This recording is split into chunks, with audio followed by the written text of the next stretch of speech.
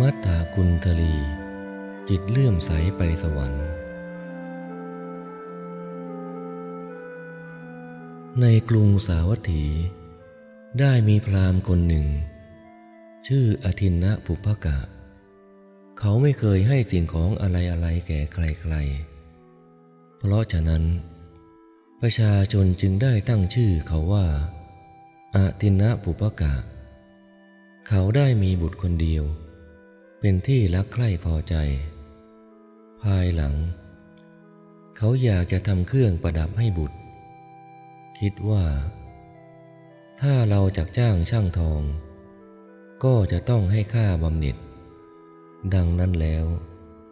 จึงแผ่ทองคำทำให้เป็นต้มหูเกลี้ยงเสร็จแล้วได้ให้แก่บุตรของตนเพราะฉะนั้นบุตรของเขาจึงได้ปรากฏโดยชื่อว่ามัทธกุณฑลีในเวลาเมื่อบุตรนั้นอายุได้16 ปีเกิดเป็นโรคผอมเหลืองมารดาแลดูบุตรแล้ว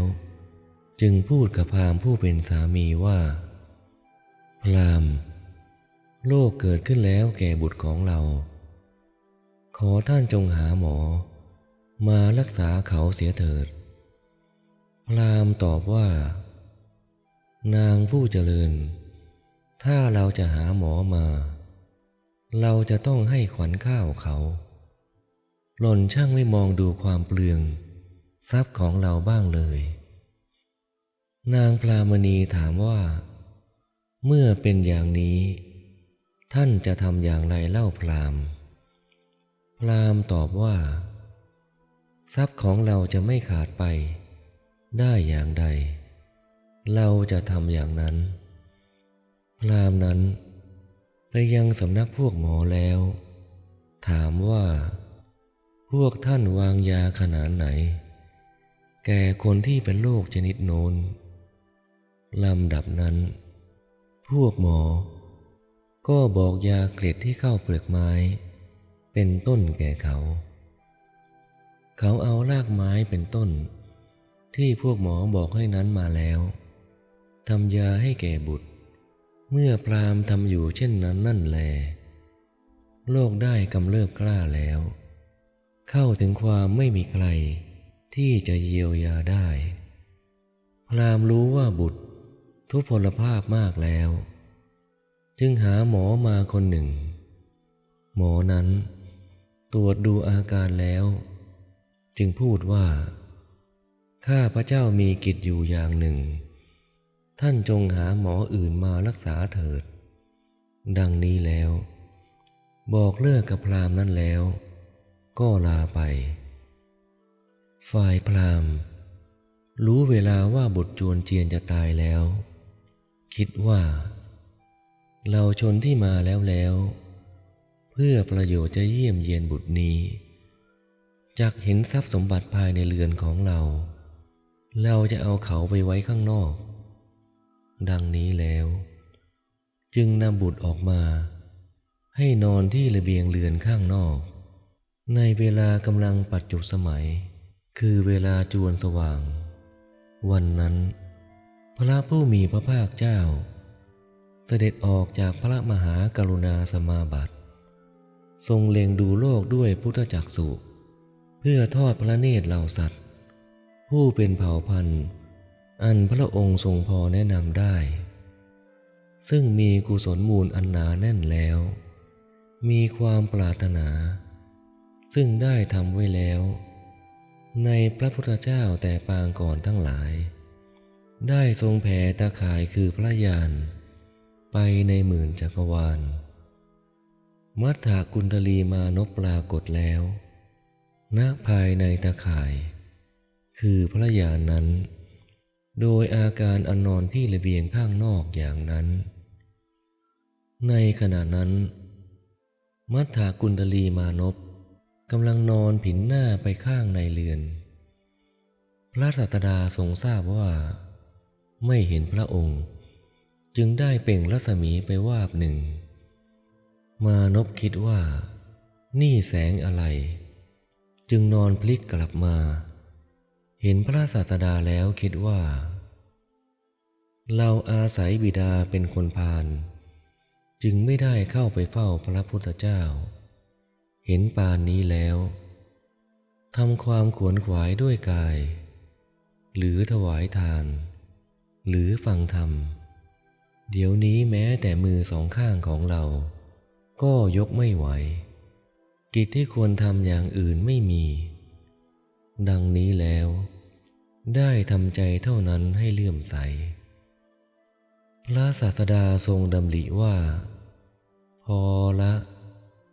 ด้วยการที่มานพนี้ทำใจให้เลื่อมใสประมาณเท่านั้นแล้วเสด็จหลีกไปแล้วเมื่อพระตถาคตพอกำลังเสด็จลับตาไป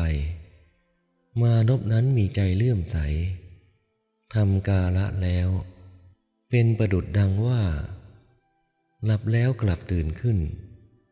ไปเกิดในวิมานทองสูงประมาณ30 โยชน์ในเทวโลกฝ่ายพราหมณ์ทำชาปนกิจสรีละมานพนั้นแล้วได้มีแต่การร้องไห้เป็นเบื้องหน้าไปที่ป่าช้าทุกวันร้องไห้พลางบ่นพลางว่าเจ้าลูกคนเดียวของพ่ออยู่ที่ไหนเจ้าลูกคนเดียวของพ่ออยู่ที่ไหนเทพบุตรแลดูสมบัติของตนแล้วคิดว่าสมบัตินี้เราได้ด้วยกรรมอะไรเมื่อพิจารณาไปก็รู้ว่าได้ด้วยใจที่เลื่อมใสในพระศาสดาดังนี้แล้วจึงคิดต่อไปว่าพราหมณ์ผู้นี้ในการเมื่อเราไม่สบายหาได้ให้หมอมาประกอบยาไม่เดี๋ยวนี้สิไปป่าช้าร้องไห้อยู่ควรที่เราทำแกให้ถึงประการอันแปลกดังนี้แล้วจึงจำแรงตัวเหมือนมัตตกุณฑลีมานพมาแล้วได้กอดแขนยืนร้องไห้อยู่ในที่ไม่ไกลป่าช้าฝ่ายพราหมณ์เห็นเขาแล้วจึงคิดว่าเราร้องไห้เพราะโศกถึงบุตรก่อนก็มานพนั้นร้องไห้ต้องการอะไรเล่าเราจะถามเขาดูดังนี้แล้วเมื่อจะถามได้กล่าวคาถานี้ว่าท่านตกแต่งแล้วเหมือนมัตตกุณฑลีมีภาระคือระเบียบดอกไม้มีทัวฟุ้งด้วยจันเหลืองกอดแขนทั้งสองคล่ำครวญอยู่ในกลางป่าช้าท่านเป็นทุกข์อะไรหรือมานพกล่าวว่า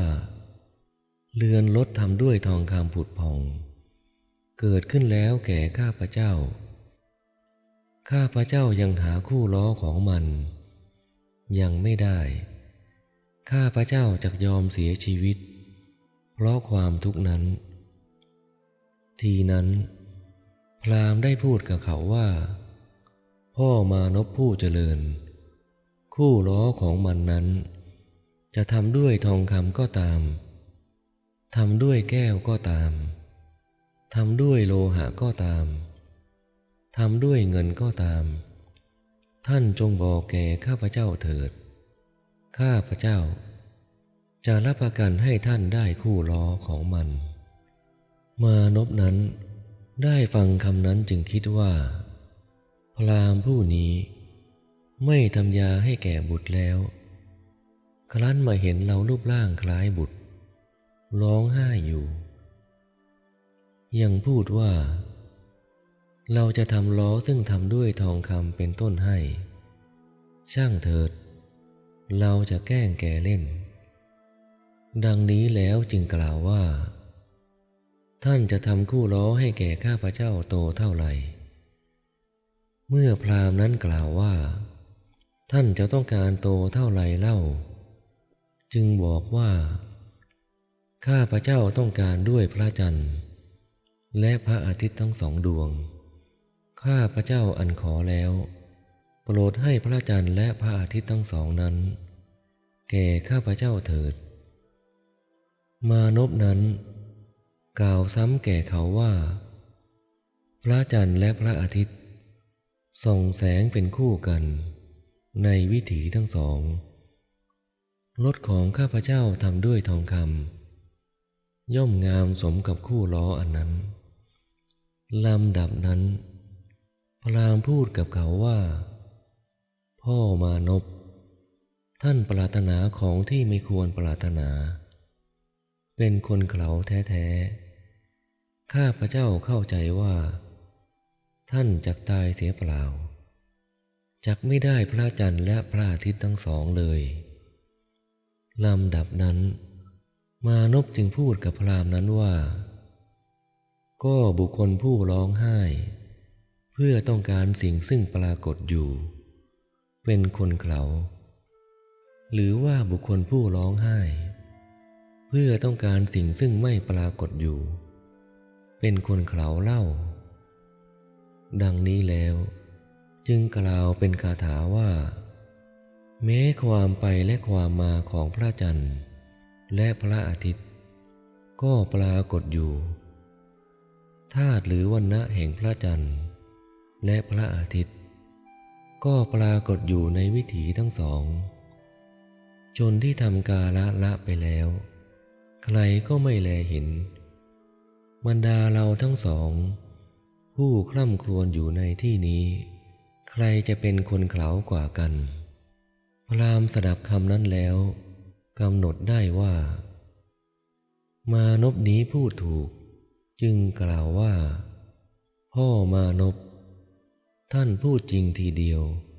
บรรดาเราทั้งสองผู้คร่ำครวญอยู่ในที่นี้ข้าพระเจ้าเองเป็นคนเขลากว่าข้าพระเจ้าอยากได้บุตรที่ทำกาละแล้วคืนมาก็เป็นเหมือนทารกร้องไห้อยากได้พระจันทร์ดังนี้แล้วเป็นผู้หายโศกเพราะถ้อยคำของมานพนั้นเมื่อจะทำความชมเชยมานพได้กล่าวคาถาเหล่านี้ว่าท่านมานพข้าพระเจ้าซึ่งเป็นผู้ร้อนนักหนาเหมือนบุคคลดับไฟที่ติดน้ำมันด้วยน้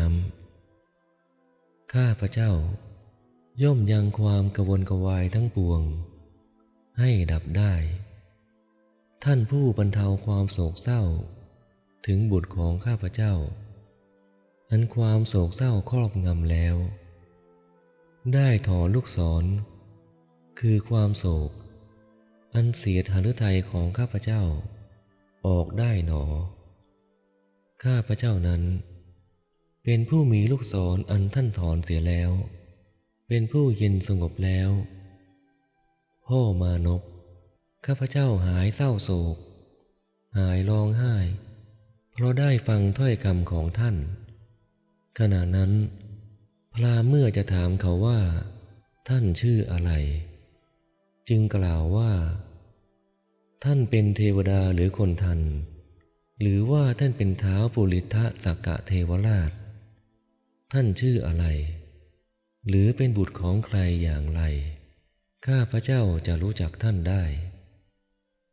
ลำดับนั้นมานพบอกแก่เขาว่าท่านเผาบุตรคนใดในป่าช้าเองแล้วย่อมคร่ำครวญและร้องไห้ถึงบุตรคนใดบุตรคนนั้นคือข้าพระเจ้าทำกุศลกรรมแล้วถึงความเป็นเพื่อนของเหล่าไตรทศเทพยดาพราหมณ์ได้กล่าวว่าเมื่อท่านให้ทานน้อยหรือมากในเรือนของตนหรือรักษาอุโบสถกรรมเช่นนั้นอยู่ข้าพระเจ้าไม่เห็นท่านไปเทวโลกได้เพราะกรรมอะไรมานพได้กล่าวว่าข้าพระเจ้ามีโรคเจ็บลำบากมีกายละสำละสายในเรือนของตนได้เห็นพระพุทธเจ้าผู้ปราศจากกิเลสทุลีข้ามความสงสัยเสียได้เสด็จไปดีมีพระปัญญาไม่สามข้าพระเจ้านั้นมีใจเบิกบานแล้วมีจิตเลื่อมใสแล้วได้ถวายอัญชลีแด่พระตถาคตเจ้าข้าพระเจ้าได้ทำกุศลกรรมนั้นแล้วจึงถึงได้ความเป็นเพื่อนของเหล่าไตรทศเทพดา เมื่อมานพนั้นกำลังพูดพร่ำอยู่นั่นเทียวสรีระทั้งสิ้นของพราหมณ์ก็เต็มแล้วด้วยปิติเขาเมื่อจะประกาศปิตินั้นจึงกล่าวว่าน่าอัศจรรย์หนอน่าประหลาดหนอวิบากของการทำอัญชลีนี้เป็นไปได้เช่นนี้แม้ข้าพเจ้ามีใจเบิกบานแล้วมีจิตเลื่อมใสแล้วถึงพระพุทธเจ้าว่าเป็นสรณะในวันนี้แลลำดับนั้นมานพได้กล่าวตอบกับเขาว่าท่านจงเป็นผู้มีจิตใจเลื่อมใสแล้วถึงพระพุทธเจ้าทั้งพระธรรมทั้งพระสงฆ์ว่าเป็นสรณะในวันนี้แลท่านจงเป็นผู้มีจิตเลื่อมใสอย่างนั้นนั่นแลสมาทานสิกขาบท5อย่าให้ขาดทำลายจงรีบเว้นจากปาณาติบาตจงเว้นของที่เจ้าของยังไม่ได้ให้ในโลกจงอย่าดื่มน้ำเมาจงอย่าพูดปดและจงเต็มใจด้วยภรรยาของตนเขารับว่าดีแล้วได้ภาษิตคาถาเหล่านี้ว่าดูก่อนท่านเป็นผู้ใคร่ประโยชน์แก่ข้าพเจ้า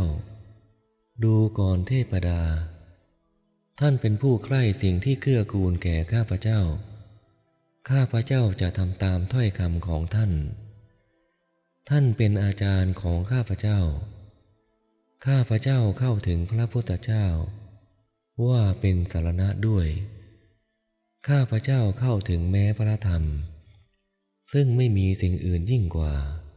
เป็นสรณะด้วยข้าพเจ้าเข้าถึงพระสงฆ์ของพระพุทธเจ้าผู้เป็นมนุษย์พิเศษดุจเทพดาว่าเป็นสรณะด้วยลำดับนั้นเทพบุตรจึงกล่าวกับเขาว่าพราหมณ์ทรัพย์ในเรือนของท่านมีมากท่านจงเข้าไปเฝ้าพระศาสดาแล้ว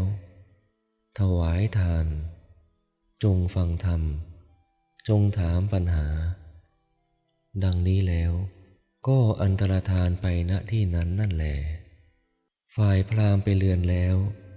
เรียกนางพรามณีมาพูดว่านางผู้เจริญ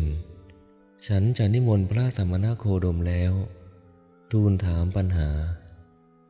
หล่อนจงทำสักการะดังนี้แล้วไปสู่วิหารยืนหน้าที่สมควรข้างหนึ่งแล้วกราบทูลว่าพระโคดมผู้เจริญขอพระองค์กับทั้งพระภิกษุสงฆ์จงทรงรับภัตตาหารแห่งข้าพระองค์เพื่อเสวยในวันนี้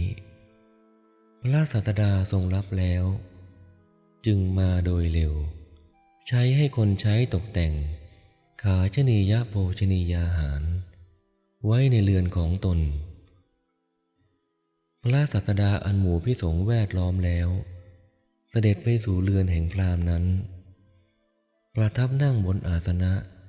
ที่เขาแต่งไว้แล้วพร้อมอังคาดเลี้ยงแล้วโดยเคารพมหาชนประชุมกันได้ยินว่าเมื่อพระตถาคตอันพราหมณ์ผู้มีมิจฉาทิฏฐินิมนต์แล้วหมู่ชนสองพวกมาประชุมกันคือพวกชนผู้เป็นมิจฉาทิฏฐิประชุมกันด้วยตั้งใจว่าวันนี้พวกเราจะคอยดูพระสมณโคดม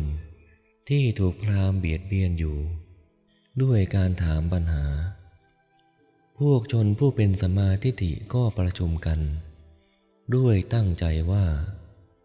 วันนี้พวกเราจะคอยดูพุทธวิสัยพุทธลีลาลำดับนั้นพราหมณ์เข้าไปเฝ้าพระตถาคตผู้ทรงทำภารกิจเสร็จแล้วนั่งบนอาสนะต่ำได้ทูลถามปัญหาว่าพระโคดมผู้เจริญมีหรือขึ้นชื่อว่าเราชนที่ไม่ได้ถวายทานแก่พระองค์ไม่ได้บูชาพระองค์ไม่ได้ฟังธรรม ไม่ได้รักษาอุโบสถเลย ได้ไปเกิดในสวรรค์ด้วยมาตรว่าใจจิตเลื่อมใสอย่างเดียวเท่านั้นพระศาสดาตรัสว่าพราหมณ์เหตุใดท่านมาถามเราความที่ตนทำใจให้เลื่อมใสในเราแล้วเกิดในสวรรค์อันมัทธกุณฑลีผู้เป็นบุตรของท่านบอกแก่ท่านมิใช่หรือพราหมณ์ถามว่าเมื่อไรพระโคดมผู้เจริญพระศาสดาจึงตรัสว่าวันนี้ท่านไปป่าช้าคร่ำครวญอยู่เห็นมานพคนหนึ่งกอดแขนคร่ำครวญอยู่ในที่ไม่ไกลแล้วถามว่าท่านตกแต่งแล้วเหมือนมัทธกุณฑลีมีภาระคือระเบียบดอกไม้มีตัวฟุ้งด้วยจันทร์เหลืองดังนี้เป็นต้นมิใช่หรือเมื่อจะทรงประกาศถ้อยคำที่ชนทั้งสองกล่าวกันแล้วได้ตัดเรื่องมัทธกุณฑลีทั้งหมดเพราะฉะนั้นนั่นแลเรื่องมัทธกุณฑลีนั้นจึงได้เป็นชื่อว่าพุทธภาษิตครั้นพระศาสดาตรัสเล่าเรื่องมัทธกุณฑลีนั้นแล้วจึงตรัสว่าพราหมณ์ใช่ว่าจะมีแต่100เดียวและ200โดยที่แท้การที่จะนับเหล่าสัตว์ซึ่งทำใจให้เลื่อมใสในเราแล้วเกิดในสวรรค์ย่อมมีมหาชนได้เป็นผู้เกิดความสงสัยแล้วลำดับนั้นพระศาสดาทรงทราบความที่มหาชนนั้นไม่สิ้นความสงสัยได้ทรงอธิษฐานว่าขอมัทธกุณฑลีเทวบุตรจงมาพร้อมด้วยวิมานทีเดียวเธอมีอัตภาพอันประดับแล้วด้วยเครื่องอาภรณ์ทิพย์สูงประมาณ3 คาวุธมาแล้วลงมาจากวิมานถวายบังคมพระศาสดาแล้วได้ยืนณที่ควรข้างหนึ่งลำดับนั้นพระศาสดาเมื่อจะตรัสถามเธอว่าท่านทำกรรมสิ่งไรจึงได้สมบัตินี้ได้ตรัสพระคาถาว่าเทพดาท่านมีกายงามยิ่งนักยืนทำทิศทั้งสิ้นให้สว่างเหมือนดาวประจำรุ่งเทพดาผู้มีอานุภาพมากเราขอถามท่านเป็นมนุษย์ได้ทำบุญอะไรไว้เทพบุตรกราบทูลว่าพระองค์ผู้เจริญสมบัตินี้ข้าพระองค์ได้แล้วเพราะทำใจให้เลื่อมใสในพระองค์พระศาสดาตรัสว่าสมบัตินี้ท่านได้แล้วเพราะทำใจให้เลื่อมใสในเราหรือพระเจ้าข้ามหาชนแลดูเทพบุตรแล้วได้ประกาศความยินดีว่าแน่พ่อพุทธคุณน่าอัศจรรย์จริงหนอบุตรของพราหมณ์ชื่ออทินนาปุพกะไม่ได้ทำบุญอะไรอย่างอื่นยังใจให้เลื่อมใสในพระศาสดาแล้วได้สมบัติเห็นปานนี้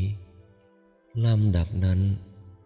พระศาสดาตรัสแก่พวกเหล่าชนนั้นว่าในการทำกรรมที่เป็นกุศลและอกุศลมีใจเป็นหัวหน้ามีใจเป็นใหญ่เพราะว่ากรรมที่ทำด้วยใจอันผ่องใสแล้วย่อมไม่ละบุคคลผู้ไปสู่เทวโลกและมนุษย์โลกดุจเงาฉะนั้นครั้นตัดเรื่องนี้แล้ว